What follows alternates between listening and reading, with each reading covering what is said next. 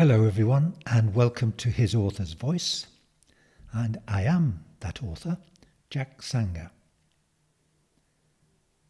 I wrote this short story in the last couple of days. I'd just seen an egg timer in an advertisement online, and this followed watching a bit of a documentary about the projects that are now underway to take human beings to Mars. The two came together, and the short story emerged. I hope you like it. The Hourglass. The communication came when he was in the shower after work. The moist, cool, antibacterial mist was pleasant and refreshing after a day in the bubble, working on the measurements taken in the space lab on the formation and application of new alloys. His ear buzzed on a frequency indicating a private link rather than work orientation, which he would have rejected at this time of the evening anyway. He voice-switched the shower to heat dry and said, as he was slipping into his all-in-one exercise clothing, "Yes, Brago here, Mr. Johar." Brago was his uncle's AI, a top-of-the-range library-enhanced amanuensis. Siddharth answered with an affirmative grunt. He'd had frequent calls from Brago recently, keeping him posted on his uncle's failing health. Since he'd been out on the expedition to uncover evidence of a prehistoric settlement on Mars, he had later suffered some kind of re-entry illness upon arrival on Earth. Siddharth had been too busy to transport over there and check him out, and his aged uncle did not trust comm lines, so everything was conducted in cryptic relays via Brago. "I am afraid it is bad news," said Brago calmly. "Be prepared." Oh. He hoped he was wrong in guessing what Brago was about to say, but he wasn't. "It is as I feared. Uncle Sadiq died a few moments ago. I have sealed everything according to regulations. I will wait here in the antechamber until your arrival." "I'll be there." He cut off and added another layer and boots and cap. He took an isolation booth in the shooter shuttle to the stop 5 minutes from his uncle's country pod. The hour's early evening rain had just been turned off, and the sun's last rays glistened on the orderly plant life everywhere. He walked. It was common practice for most people in the evening, maintaining low-stress exercise with meditation buds playing soft harmonies before the evening meal. Brago came to the door. The semi-translucent sheet slid to one side.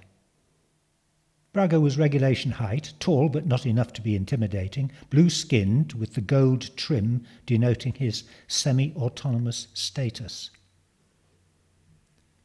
His uncle had switched off facial expressiveness, as he'd also done to the inflections in Brago's voice. He preferred to see and think of him as a blank utensil. Siddharth nodded a greeting and followed the servant inside. In Sadiq's archaeological lab study was a treasure trove of artifacts, from old form written books to holo recordings, from fossils to physical objects. There were images of Earth's prehistoric ancestors to speculative photomontages of life forms that may have inhabited Mars. "Give me 10 minutes and then we'll call in the coroner and the ritualers." "Yes, Mr. Johar." There was a pause. "Mr. Johar, could I draw your attention to the object on Uncle Sadiq's desk, next to the microscope?" Thank you. Brago moved off to stand sentry-like outside the study. Siddharth bent across his uncle's body. In front of it, as though it was the last thing he'd been gazing at before death, was an unusual bracelet, possibly 17th century or earlier, from Earth, he guessed. He reached over and held it up. It was a mesh that encased two globular glass-like chambers. One chamber was empty, and the other full of fine gold particles. He dropped it into his waist pouch and scouted the room for anything else that might be of immediate concern or interest. When he exited, he said, "Brago, call death services. Have them come at the weekend, say early Saturday afternoon. I'll be free then to oversee my uncle's removal and further arrangements. Meanwhile, reseal everything. Run deep cleanse full time. We don't want any decomposition." "Yes, Mr. Johar." "And have your ownership certification transferred immediately to me." "Yes, Mr. Johar." Back at his home, Siddharth did his evening auto-gym, bathed again, and sat down to his meal. His own slave had procured an excellent simulation fish supper and some semi-decent white wine. He thought about Sadiq, his only living relative. More like a father, I suppose, he thought. They were close, but not in any emotional way, more like cloned thinkers and doers. They trusted each other and shared secretively their feelings and conjectures about political and social matters. Aging had been extended decades with general well-being for all, so his uncle's death was something of a surprise, yet not wholly. Sadiq was an anti-modernist. He preferred to inhabit his visions of a time before, as he put it, either here on Earth or up there somewhere. He looked at the bracelet on the table beside his wine glass. In the subdued lighting, it shimmered. He picked it up. Immediately he examined it this closely, he knew it was not earth-made as he'd thought. It had two separate translucent chambers. The caging that held the chambers was of an alloy he did not recognize. The material comprising the translucent globes was also new to him. It was supremely light and sculpted in a filigree that had symbols worked into it from, he presumed, a language. It had an unusual warmth. He slipped it onto his wrist, and it seemed to react slightly with a perturbation.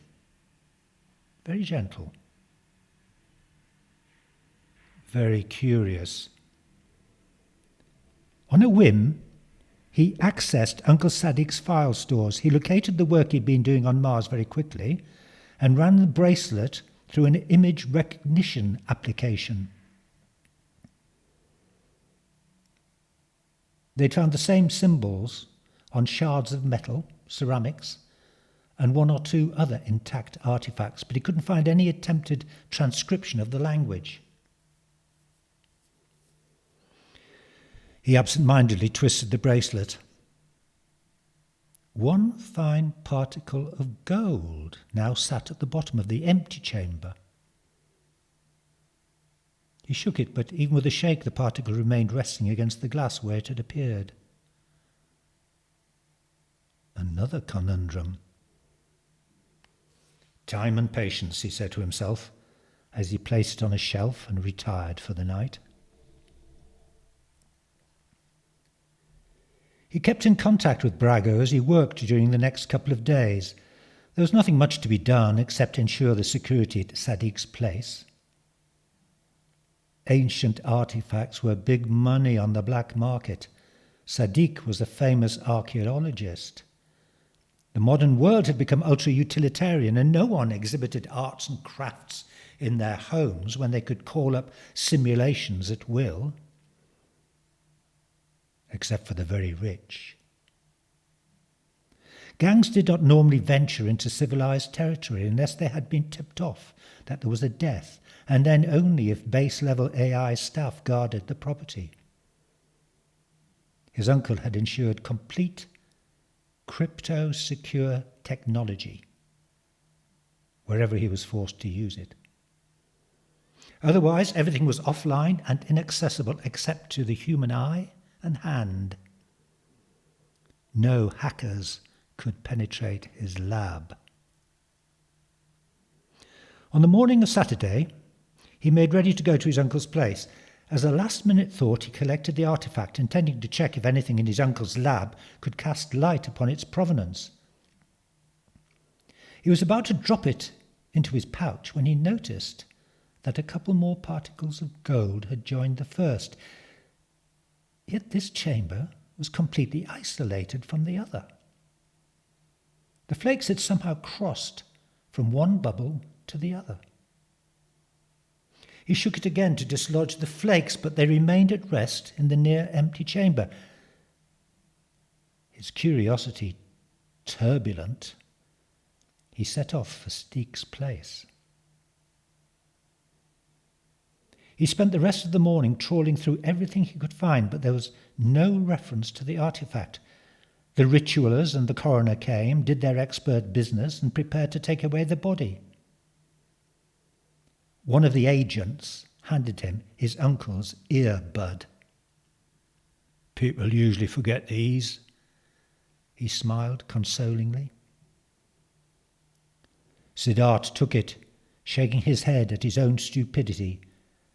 Why hadn't he started his search with what was on his uncle's bud? Over a solitary delayed lunch provided by Brago, he synced his bud to his uncle's. There were recordings of his conversations with Siddharth and only one other line of comms. It was with Robert Jimson, a fellow archaeologist. There was no explicit information in the calls, but he could deduce from the tone that something very unusual had come out of their trip to Mars. He resolved to contact Robert that evening from his own secure office. He prepared for the call. He was lying on his sleep mattress. The bracelet was on his wrist. Several more flakes had joined the others, and even as he had put it there, another floated into view. "Hello, Robert," he said, as his call via Sadiq's bud was accepted. "Yes? That doesn't sound like Sadiq." "Oh, I'm Siddharth, his nephew." There was a pause. "Nephew? He's dead, isn't he?" "Yes." "I thought... Listen, when you go through his things, you'll find this object. It looks like an old earth bangle or bracelet with 2 glass bubbles. I found it." "You didn't put it on, I hope?" Siddharth looked at the bracelet on his wrist. "Yes." Robert let out a great moaning exhalation. "Oh, did it react? Vibrate?" "Yes, sort of. Why? What is it?" There was a long silence before Robert responded. "We found it in Labyrinth City under Mars' south pole. It confirmed Mars was once inhabited by quite an advanced civilization. Perhaps not unlike ourselves in some way. Well, to be exact, Edith Worsley found it. It was complete and apparently indestructible. She carried it secretly back to Earth. We didn't even know she'd found it. She didn't want the ministry to grab it until she'd investigated it. She wanted to know how the particles defied known laws. She confided in us eventually because your uncle has some specialized tech. When Edith died suddenly, your uncle had already received it for testing. I never touched it, of course, never even saw it physically. But between us, we'd begun to decipher some of the symbols on it. We think it belonged to a politician or a noble. Then Sadiq said he was beginning to feel ill, and he guessed it was to do with the bracelet. He had a brilliant mind for these things. He said he had a theory that it was a kind of poisoned hourglass, something you gave to your enemy as a gift. Once you wear it, it syncs with your body's vagus nerve and puts your clock on a course to inevitable death. It's a real horror show. You see your life drifting away. So, effectively, Siddharth finished the sentence, you live as long as the particles take to cross the chambers. Yes, I'm so sorry. I would have warned you, but Sadiq never mentioned any relatives. Siddharth didn't hear him. He looked at his wrist and watched yet another fleck of gold appear in the near empty chamber to join the others.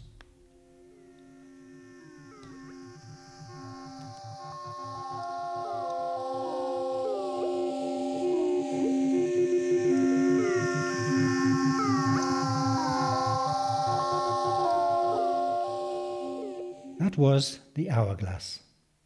I hope you enjoyed it. There are many more short stories of that ilk on my YouTube site and on Buzzsprout.